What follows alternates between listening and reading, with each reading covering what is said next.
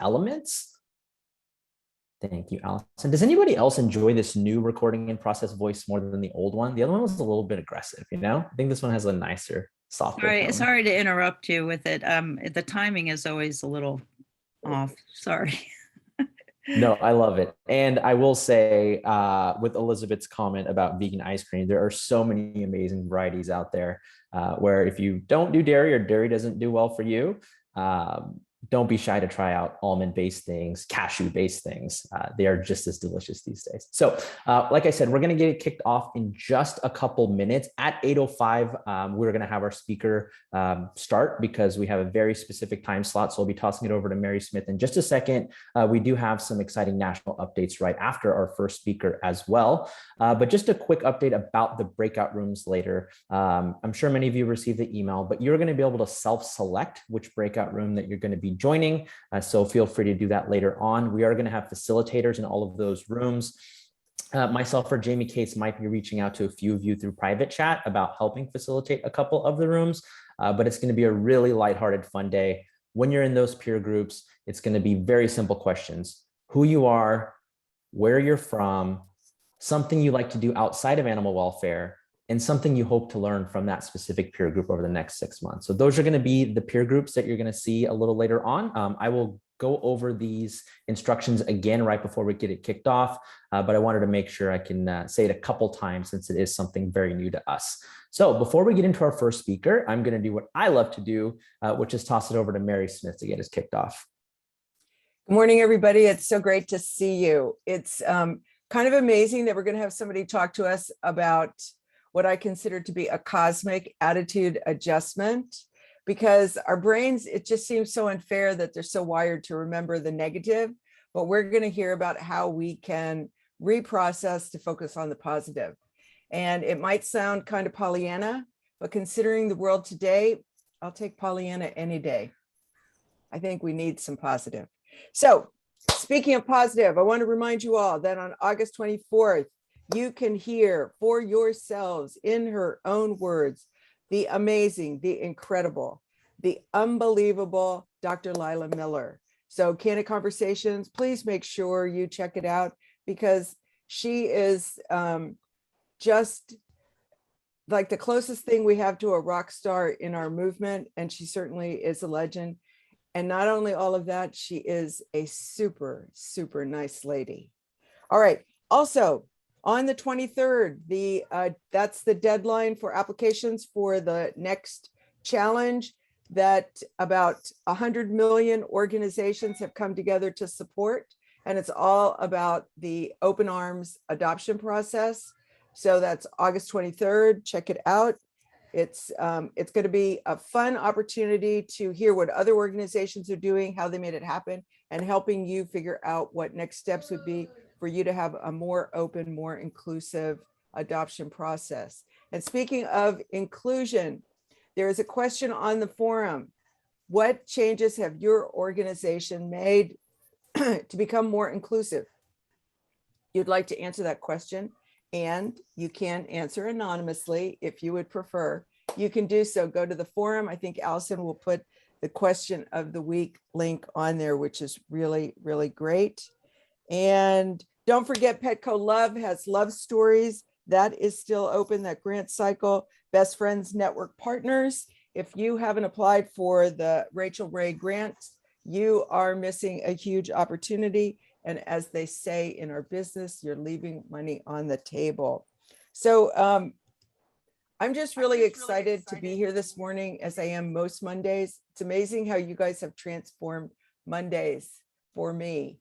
Used to be the day of the week that I dreaded, but no longer, because I get a chance to start the day, the week with all of you. And thank you for being here. Seriously, I couldn't have gotten through 18 plus months of the pandemic without all of you. So thank you. With that, I'm out. Speaking of positive vibes, Mary Smith just dropping some positivity on us this morning. I love it. So we have this opportunity to hear from this very special speaker because a friend of mine taught me all about them and the amazing work that they're doing. So I'm going to actually introduce Paige McGowan, the Development Director for Better Together Alliance, to get us kicked off. Thank you, Bobby, and good morning, everybody. I had a lot of thoughts about introducing our guest today, Sara, so I wrote them down, and I'm just going to go ahead and read to you so that I stay on track here. So I participate in these calls regularly, but sometimes on the go and I'm driving, so I haven't seen most of you before, but I wanted to just go ahead and tell you a little about myself, that 2 years ago, my passion for animals brought me from a career in public health, where I focused on policy systems and environmental changes around substance use prevention, to a career here in animal welfare. And I moved up to Sandpoint, Idaho, where I now serve as development director for Better Together Animal Alliance. And prior to leaving public health, I attended a 4-day-long training on the science of the positive. And I learned how perceptions and cultural norms influence behavior. I also learned how misperceptions can impact behavior and how they can be a risk factor for things like increased substance use, higher suicide rates, and even how much electricity a neighborhood uses. I've been joining these HOS calls for several months, and I share in our group's collective passion for a better future for people and animals. And for this reason, I invited my friend Sara Thompson from the Montana Institute to present today. And Sara is a senior trainer on the science of the positive, and she's going to share a little bit of information on a framework that is being used to change behavior, grow the positive that each community already has within it. And my hope is that as a sector, we might be able to use science-informed messaging as we work to make the world better for people and animals. And I hope that this presentation will make you curious about how you might be able to apply this framework to your own life-saving work. So with that, I want to turn it over to Sara Thompson. And if possible, could we make her the presenter? Because she does have some slides she'd love to share with us. Welcome, Sara. Welcome, Sara. And Sara, you should be able to share even as not the host. And thank you for that great introduction page. No kidding. Thank you for that great introduction page. I so appreciate it. Hang on while I get my slides up. As Paige mentioned, my name is Sara Thompson. I am so honored to be here representing the Montana Institute for Paige's amazing vision for what this could mean for you all and your organizations and your passion. As she mentioned, I'm a senior trainer and positive community norms communication specialist for the Montana Institute. I'll share a little bit about the Montana Institute. I also am a marketing consultant, so I have my own marketing consulting business in which I help different organizations walk through this positive community norms way of communicating. So it's an approach to prevention and also increasing the goodness that already exists in the organizations and communities that we serve. So I am into my family, food, fun, fitness, and Frankie. And I just want you to know, this is my little pup, Frankie. She's a party Yorkie. And I put her in all of my presentations, not just for the one for animal people. So she is just a delight. And here is Dr. Jeff Unkenbach. He is the researcher, the founder of the Montana Institute and this science of the positive framework and positive community and norms approach that I'm going to be sharing with you today. He has 30 years experience in norms research and health promotion. There's all kinds of award-winning programs that he has been a part of, and it has just been an incredible honor for me, and I know Paige as well, to be able to work alongside of Dr. Unkenbach. So the information I'm sharing with you today is all part of the organization called the Montana Institute. And I invite you to check us out online. This is just sort of the homepage of our website. There are ways for you to connect with us. Obviously, you can use the contact link and also go ahead and sign up to receive some news and training updates. We are an organization that really works to customize our consultations, our trainings, our research around the communities that we work with and the organizations that we're working with. So as Paige has this vision and this idea for what might happen as we explore and maybe continue our work together, it's all about customizing things in a way that will work well for you. So what is the science of the positive framework? The science of the positive is the study, it's a study of how positive factors impact culture and experience. So what I love about this, again, is that it is a study. I think there are some of us who are more naturally positive people, right? We are glass half full people. And then there are those folks who are not necessarily as positive by nature. This is a study of how positive factors impact culture and experience. So as Mary mentioned, sometimes this approach could be looked at as sort of Pollyanna-ish. And yet I want to assure you that this is steeped in science. And I look forward to sharing more about that with you in a bit. So the focus is on how do we measure and grow the positive? And it's based on this core assumption that Dr. Unkenbach studied for years, that the positive is actually real and it's worth growing. It's worth growing in ourselves, our families, our workplaces, and our communities. So the science of the positive is focused on this cycle of transformation. If you don't take anything else away from our time together this morning, I hope that some of this really resonates with you. So when you look at this cycle, you see spirit, science, action, and return. Each one of those words can be replaced with something that is more meaningful maybe to you. But as we begin this cycle of transformation, transforming the cultures in which we live and serve, we think about spirit first. What is our spirit? What is our purpose? What is the why behind why we do what we do? Who are we as people and as organizations? What's at the core of that? And we look at that spirit first because we come to this work with a number of emotions and a number of passions. Some of that can come from a really hopeful lens that, wow, we can make a difference, and we are making a difference. It also oftentimes starts with a very deep concern about the injustices that are happening, right? The things that are happening, the shame and the tragedy that is happening around us. And so we take both of those, both that deep concern and our incredible hope for what we can do in our work and in our lives and in our futures.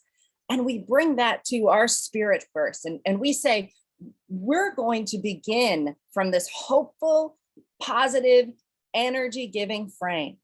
And we're going to look at our science. We're going to steep ourselves deep into data and take a look at what's really happening, right? We're going to learn, we're going to plan, we're going to be effective, keeping in mind that the positive exists and it's worth growing. Our role is to uncover those positives. We bring that into our actions, where we integrate that into all of the work that we're doing, right? We are seeking both change and transformation.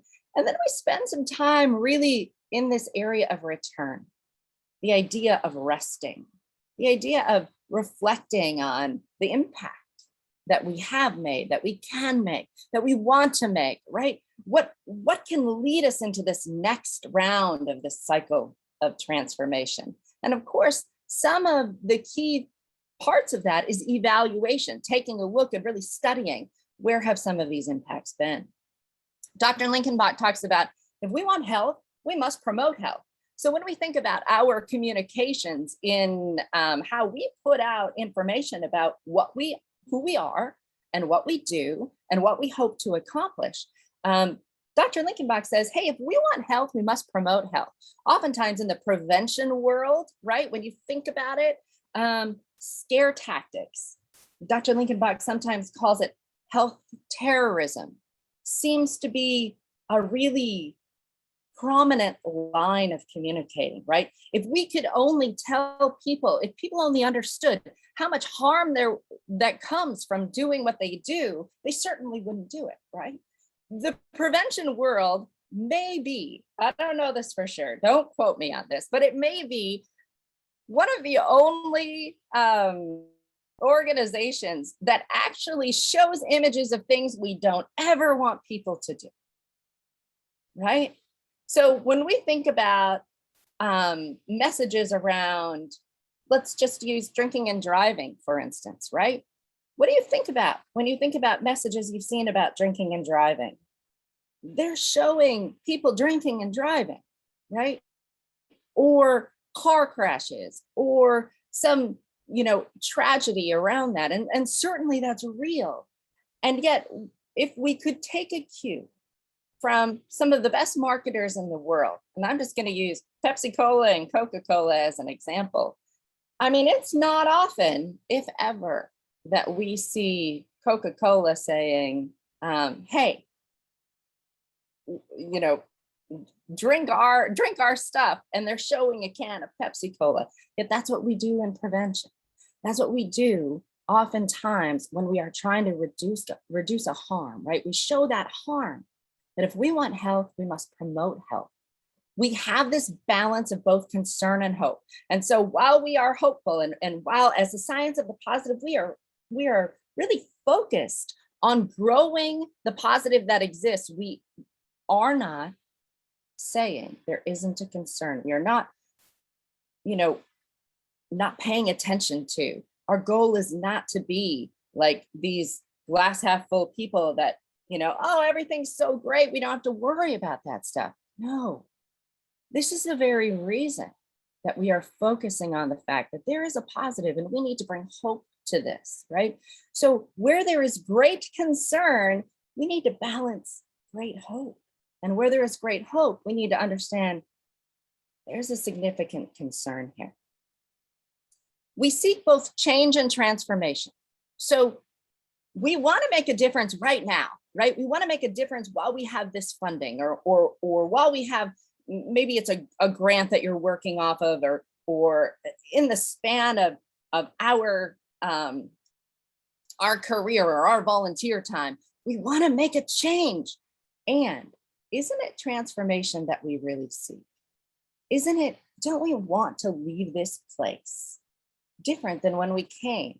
So like when we leave, for whatever reason, our passion, our understanding that the positive exists sticks with it. We are seeking cultural transformation, much like the caterpillar butterfly, right? You've seen this before. The butterfly can't go back to being a caterpillar. That's what we want for our communities. That's what we want for our passions, that we want to make lasting impacts. We believe that the science of the positive can do this, and I'm going to show you a few ways that it has. Our core assumption is that the positive exists and it is worth growing. And we can use this positive community norms approach to communications, to integration, to leadership, to reflection, to help us get there. So positive community norms logic model starts with spirit first. Our goal, this is what we focus on at first, spirit first. We uncover the positive, right? Oftentimes, when we're thinking specifically about data is presented to us in a negative way. When we think specifically about media, right, they present things in the negative way. Our goal is to sort of flip that script a little and uncover the positive. And oftentimes that is the normative behavior. That's what's normal. And then we seek to say, all right, here's what's positive. Here's what's normal. We measure specifically the gaps in people's perception. So if this is what's positive and normal, is that how people perceive that? And oftentimes there's a gap there, right? Social norms theory, and I'll bring up that slide in a minute, says, hey, what we tend to believe to be true is often not at all to be true. Our perceptions are incorrect. So we measure those gaps. We're steeped in science and we challenge those misperceptions. That's our action. Our goal is to increase health. And we do this through this sort of arc of a green arrow. We're no longer looking at the deficit, right? Like, we're not going down this path of all of the different types of harms. While that's important to bring up, our story arc, our narrative is positive. So here's norms theory. When we look at actually measuring what's happening in our environments, we look to measure the norm, the actual behavior or attitude of the majority of a population, what most people do or believe. So in a lot of the work that the science of the positive does, it's really focused on underage substance use, right? That's a really big sector of prevention folks that we work with. So in that case, we might ask this question on a survey: how often do you drink alcohol? Then we also ask a perceived norm question: what do you think most other people are doing? How often do most students in your school drink alcohol? We find there's a gap, and a big gap. And let me show you that. Here's the social norms theory slide. We tend to do or believe what we think most other people do or believe. And oftentimes what we think most other people are doing is wrong. This is a Chinese character, and it is made up of two symbols. One is heart and one is death. And in the Chinese language, developed thousands of years ago, heart death comes together for the word busy.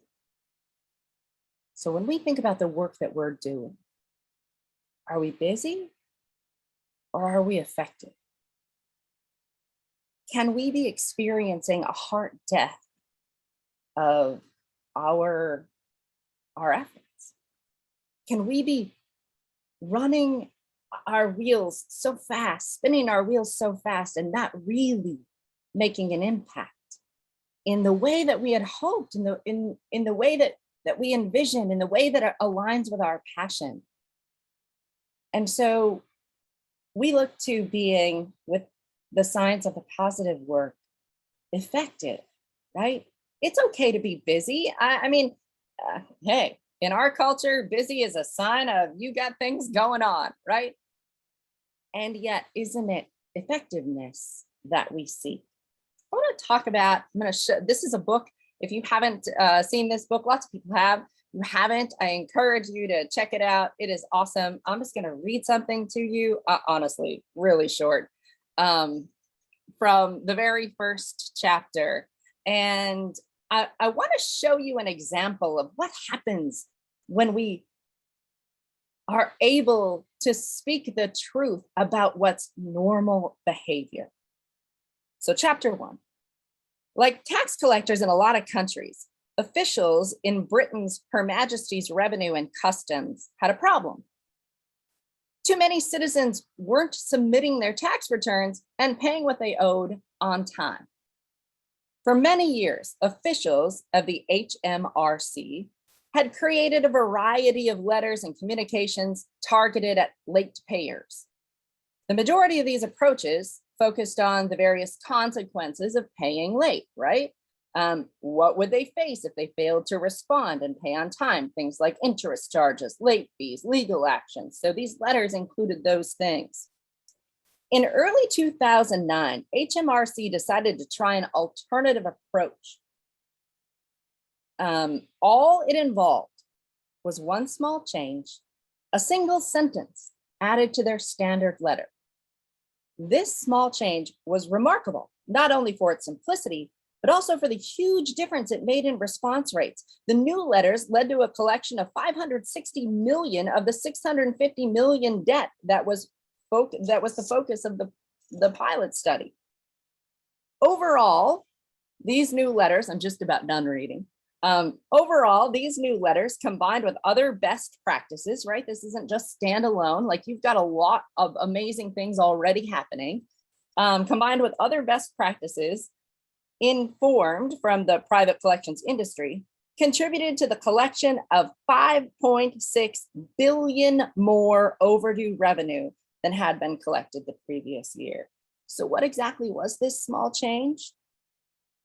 We simply and truthfully informed the recipients of the large number of citizens who actually do pay their taxes on time.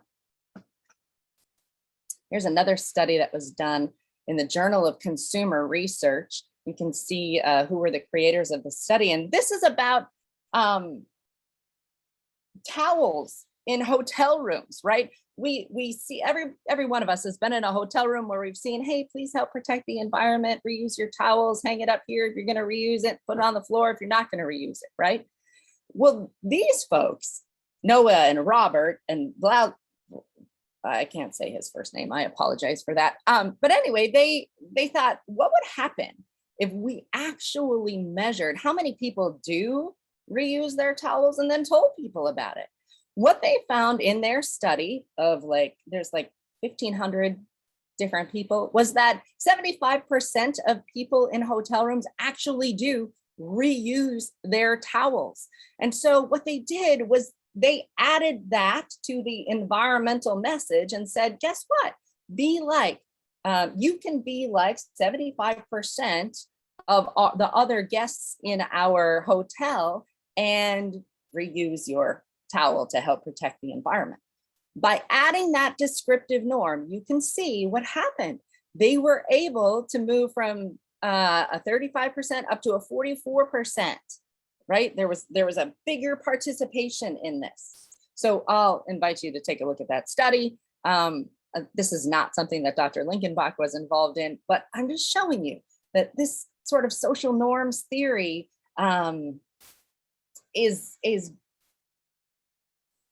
has a lot of research around it. And here is an example of, I told you about underage substance use campaign. This is one that I was pretty involved in a community not far from me. So this is an injunctive norm. We're saying most Deer River High School students would rather not drink alcohol when hanging out with friends. So in fact, it was like 75% of high school students would rather not be drinking when hanging out with friends.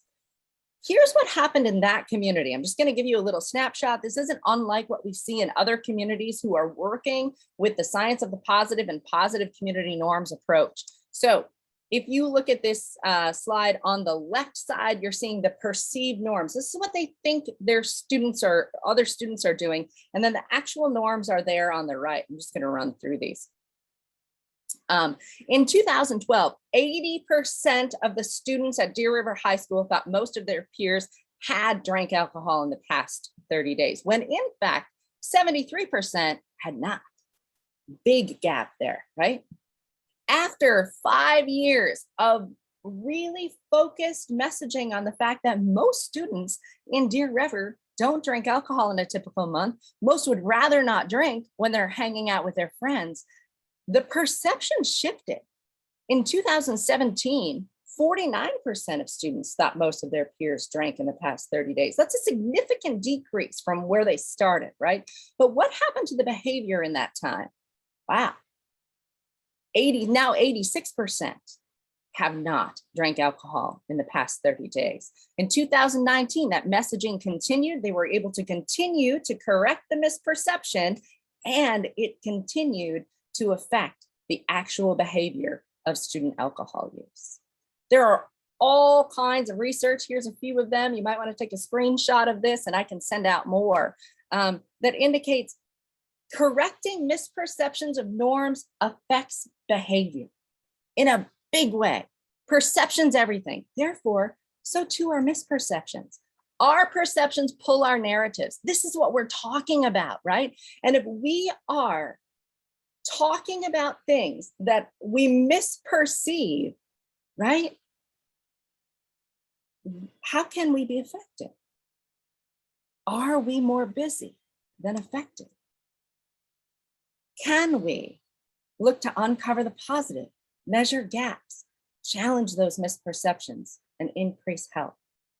I'm here to tell you the solutions are in your community. As I mentioned at the top of this call, Montana Institute really looks to customize our work with organizations, with communities on purpose, because we don't have a program. I don't have ad slicks that I am giving you that are going to correct misperceptions and solve everything that you've ever wanted to happen in your organization. What we do is we believe that the solutions are in the community. And we work with you to help you understand how to move through this framework.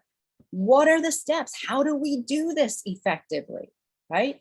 So I'll stop with this question. What would it look like if we could uncover the strengths, measure the gaps, challenge misperceptions, and increase health for the animals and organizations and communities that you serve?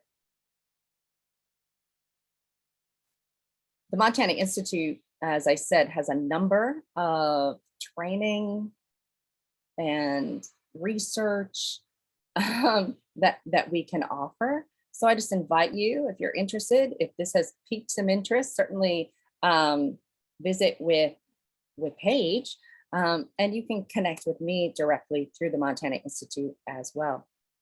So with that, I think we're right at the half an hour mark, and I'll turn it back over to Paige and all of you, and just offer that question.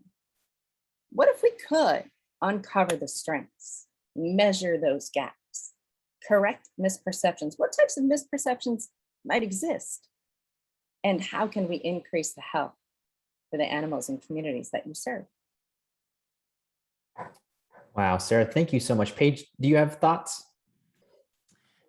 Just to say thank you to Sarah, and that my brain is just going crazy with all the things. And I put in the chat, you guys, just some ideas about even the most under-resourced neighborhoods have assets and people who care about important things. And I think it's really easy to get tired in this work. And when we get tired, we make assumptions and we say things like, nobody cares about this, or this community doesn't value spay and neuter, or nobody asks for help. And I think if we took the time to slow down and talk with our communities, we would find just the opposite. And then we could use that messaging to transform our communities the way that we envision them. So that's my hope for us. And that's why I wanted to bring Sara today. And I just thank Haas for hosting her. Yes, thank you, Sarah. Thank you, Paige. And, obviously with the 100+ folks on here, you are all leaders in our field. And what I would encourage is, if any of you want to lead by example and show folks how this can be done, we would love to have you test these models, do these things, come on these calls, and just talk about how you've been able to bridge these relationships in your community. So Sarah, we hope that you can join us on future calls as well. We are just trying to shift our narrative as a field and a movement to be more positive, have more relationship with our community. And frankly, we hope to be able to work with you more in the future. Right on. I hope the same thing. Thank you all very much for the amazing work you're doing too. What an honor to be able to be here. Thank you, Paige, for your just beautiful spirit and passion, and for bringing us in. Awesome. Well, thank you both. So before we break out into our peer groups, we actually have a really great presentation about some surveys that you might have seen going out from Best Friends. So we have Bethany Hines here, the Director of Strategy and Network Operations for Best Friends, that's going to share some of the data results that they have. Awesome. Thanks, Maddie. Let me get my screen shared here. And is that working? Can you guys see my screen? Yes. Okay, perfect. All right.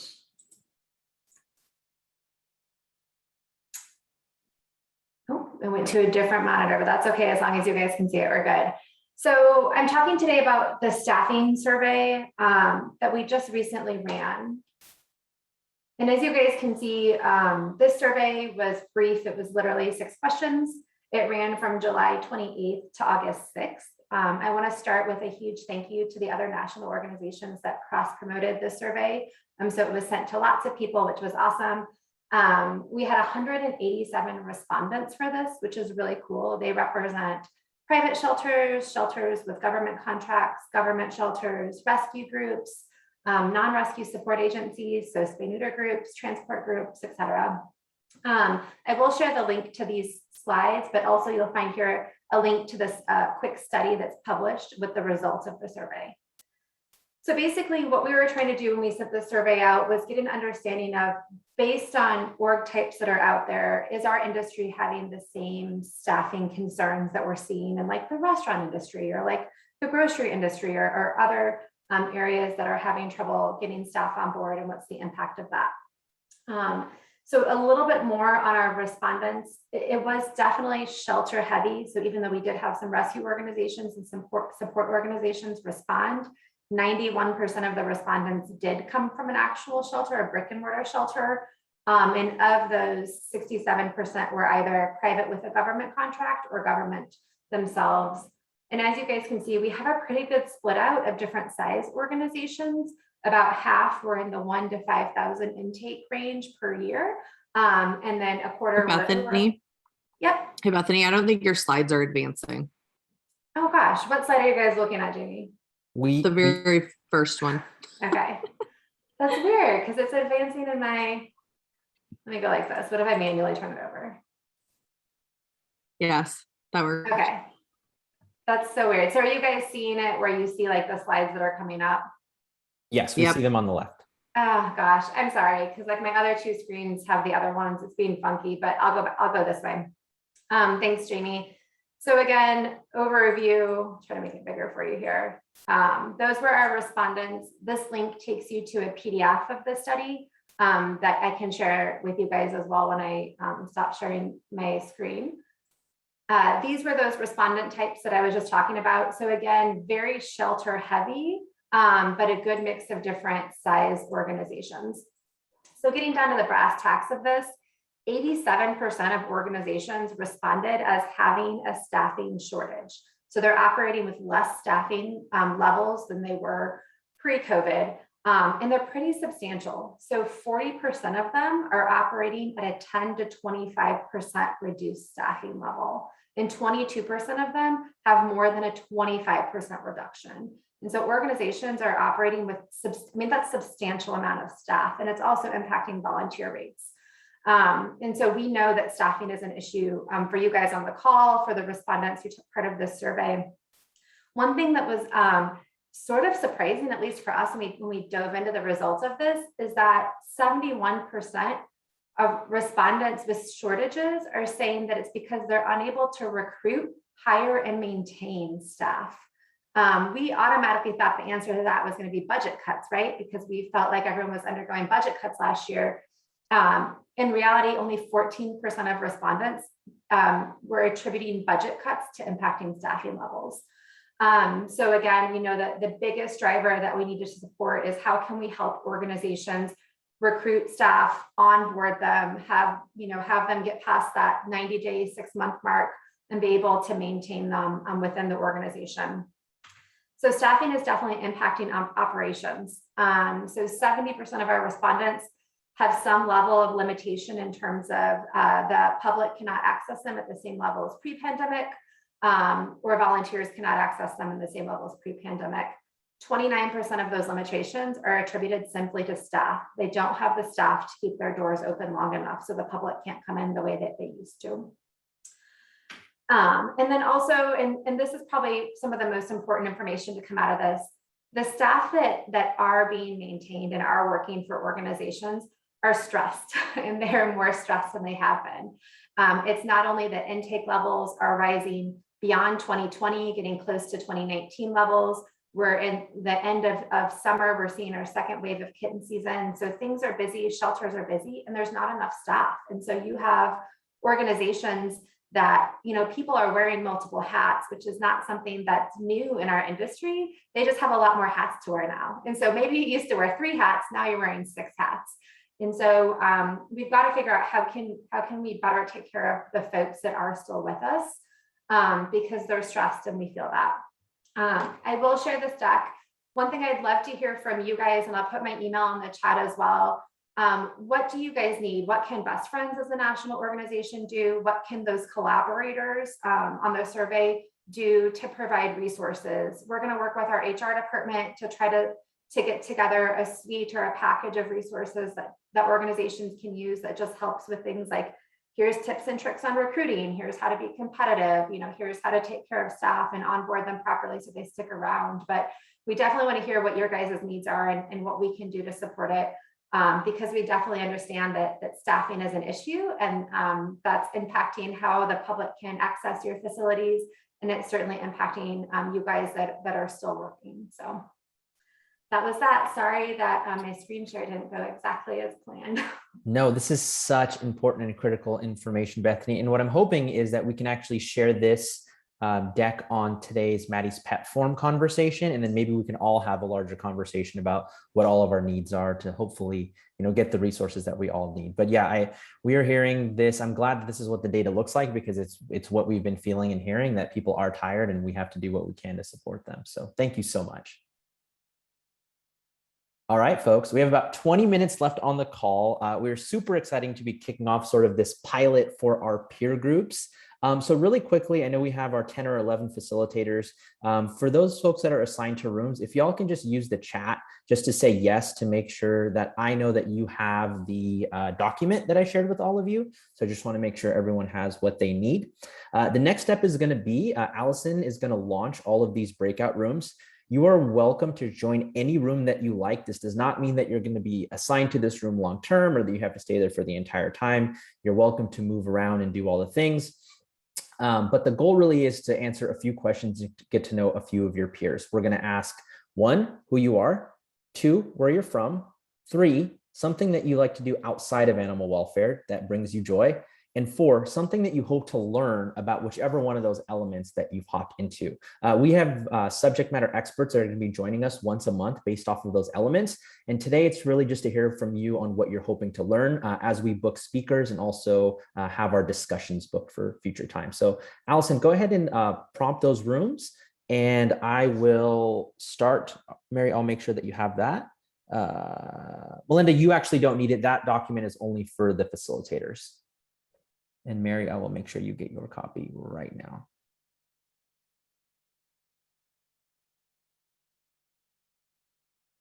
Does everyone see the breakout rooms under the breakout room section?